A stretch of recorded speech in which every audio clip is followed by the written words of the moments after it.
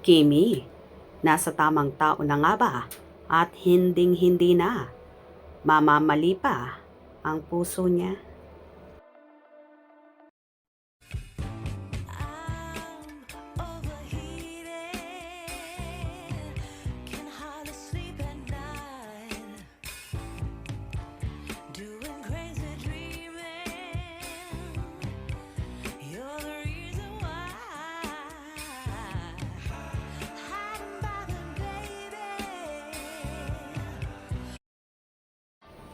Sa last leg ng Love Kim Power Tour sa Toronto, Canada, nina Kim Chiu at Paolo Avellino ay nag-iwan sila ng matinding paayuda.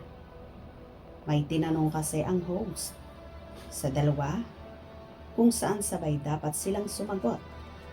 Sa tanong kung ano nga ba ang dapat sundin, puso o isip. Sabay ang tugon ni Kim at Paolo na sundin ang isip.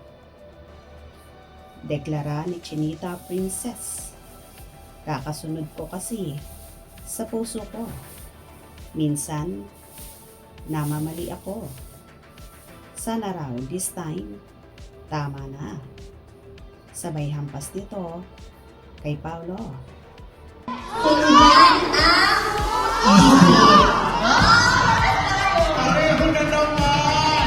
Kakasunod ko kasi sa puso ko, minsan namamali ako.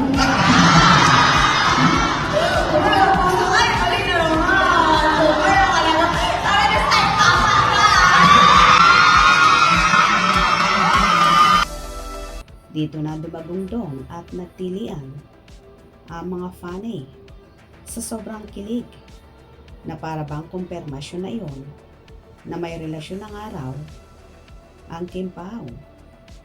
Kilig overload ang mga naroroon sa venue. Hindi tinipid ni Kim at Paolo sa pakilig ang mga fans. Nagyakapan sila ng mahigpit, nag-kiss at nagpasalamat sa isa't isa.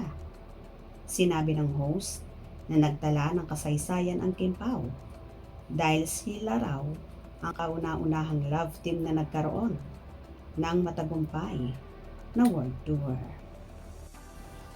Well, tila feel na nga ni Chinita Princess na nasa tamang tao na siya at hinding-hindi na mamamali pa ang puso niya. Posible na nga ba na kumpirmasyon na ito ng natatangi nilang relasyon ni Paolo?